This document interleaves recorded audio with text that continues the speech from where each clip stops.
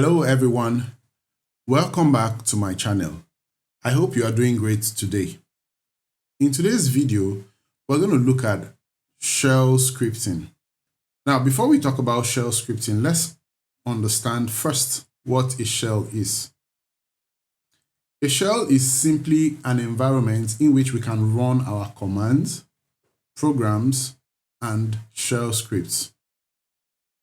Now, you have to understand that your shell actually provides you with an interface to your Linux system. In other words, it serves as the middleman between you and your Linux machine. So it takes input from you and executes and then gives off output. That's how it works. Now in Linux, there are different types of shell. If you look at your screen, you'll see this desktop. This desktop is also a shell. It is known as Genome Shell. You can see it enables you to execute programs, whatever it is you want to do. Okay, it's this GUI that enables you to do it. So this is also a shell. Now, if I open a terminal, this is also a shell. It's known as Bash shell. The full name is Born Again shell. Now there is the C shell, there's the Corn shell, there's the POSIX shell, and a whole lot of other shells.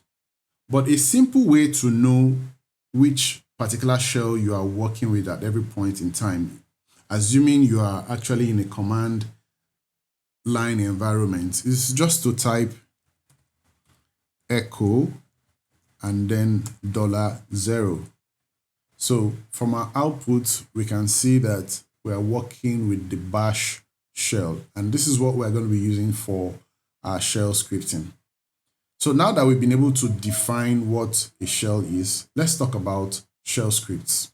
So very simple, a shell script is a list of commands which are listed in the order of execution.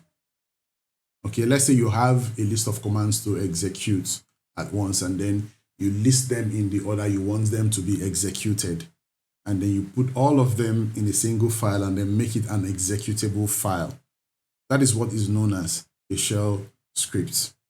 Now, there are a few tips I want to share with you before we start creating our shell script. The first one is this.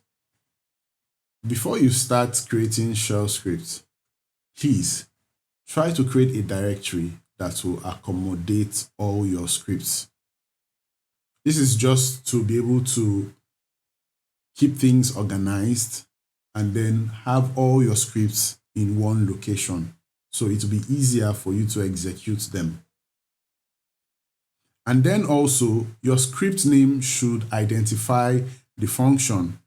What this means is very simple. Assuming you want to create a script that will perform administrative tasks, you can name your script according to that operation so that it will be easier for you to identify in the midst of so many other scripts you've created.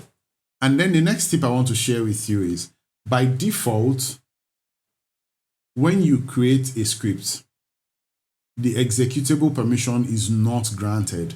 So for you to be able to run that script, you need to assign the executable permission using the change mode command. Okay, we've treated this command in a previous video.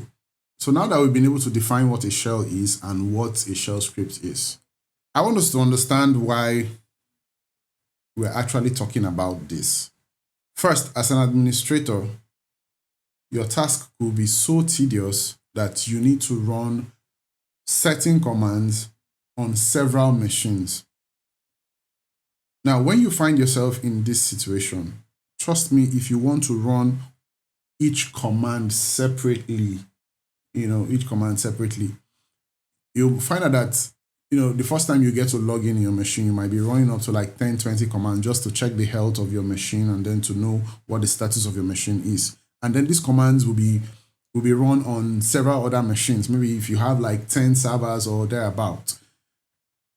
Is it possible to run all of these commands on all of these machines without getting reread? That's one. And then without getting confused, that sits well.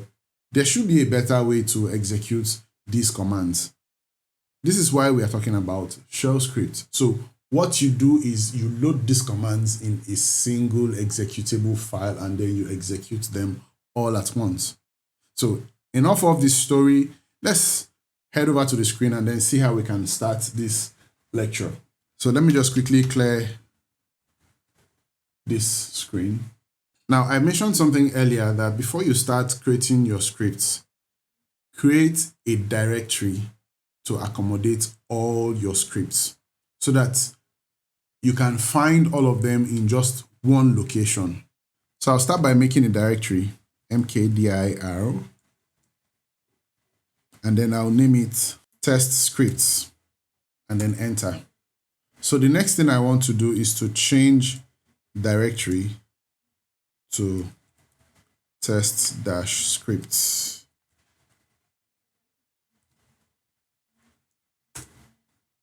So I am in that directory called test scripts. Now the next thing I want to do is to write my first shell script. And this shell script will output hello world.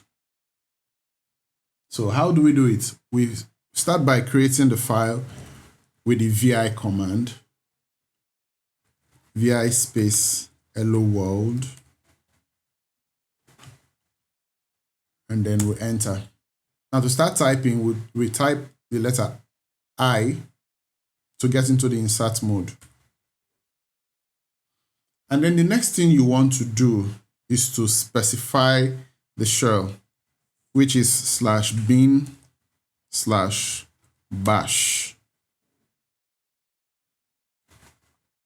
And then again, you type the author of the script. Now, this is standard procedure, okay? So you have to follow this. Just in case you are no longer working for this organization and then someone comes and takes your position, the person will be able to know who actually wrote the script, the date it was created, and what the script seeks to do. So the next thing you want to do is to type the date created, and then the day you modify this, okay, you have to specify if there's any date it was modified. But in this case, there was no date modified, so we just put the same date. And then we put the description. In the description, we can say, this is my first shell script. And then we can do this echo, and then echo hello world, and then echo again. Now, the reason why I'm using this echo command without any argument is so that it can print an empty line before the hello world so that everything looks clean and organized. So now that I've finished typing this script, okay, I'll hit the escape key, and then I'll hit shift and colon, type WQ and the exclamation sign to save this script. So I've just saved the script. But then if you look at the script, hello world, you find out that it does not have the executable permission. So what do? I'll use the chmon command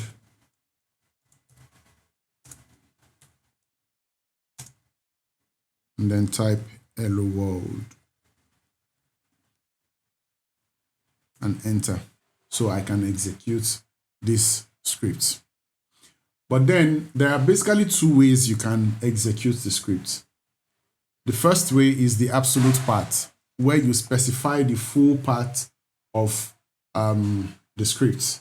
And then the second method is known as relative part, in which case you don't specify the full part, but you just use / and then the script name. So let's look at both methods. To execute the script, we type /home /t godgift / the folder, okay, which is test -scripts, and then the name of the script, which is hello world. So you can see that it has printed hello world on our screen. But this is not how I want it to look. I want some space,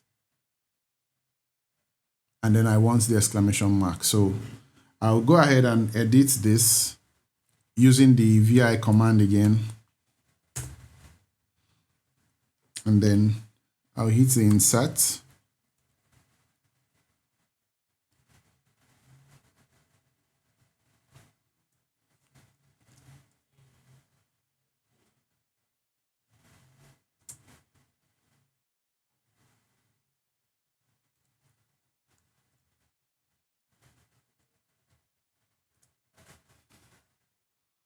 So as usual, I'll save this. So let me execute this script again using the relative part. All I need to do is ./hello world. So which is easier for you? Which is easier for you? I guess the relative part. Yeah. So this is how you create a shell script. This is how you create and execute a shell script. Okay, so let's look at some other examples. Let me try to clear my screen, keep this organized. Now, usually, you know that when I log into my machine, I like to run a few commands like who am I?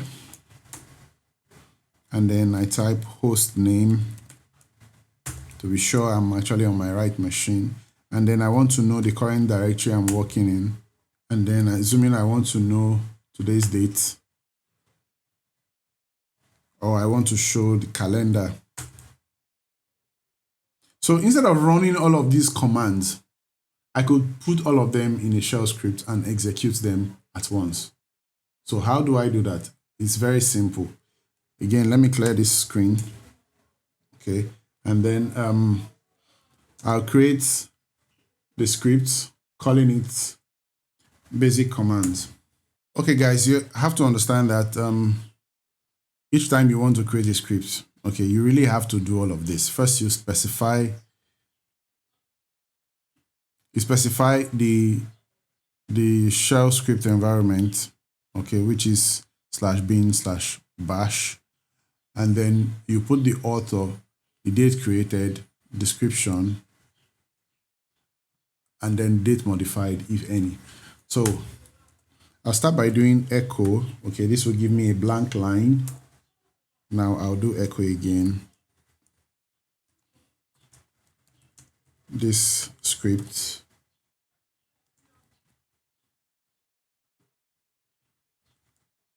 will run basic commands. Okay, I'll do another echo again. And then the first one is pwd. I'll do echo. The next one is who am I? I'll do echo again. The next one is calendar. I'll do echo again. And then the next one should be date. And then I'll do echo.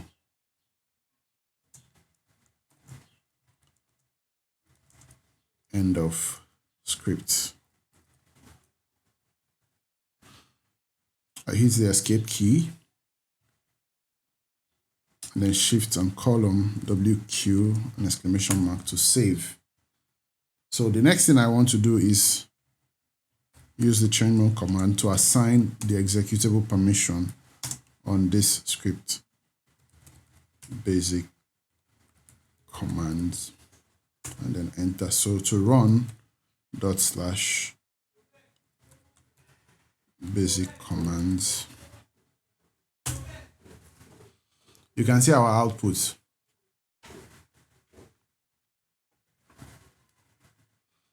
This is the output of print working directory, which is pwd. This is the output of who am I, and then this is the output of the calendar.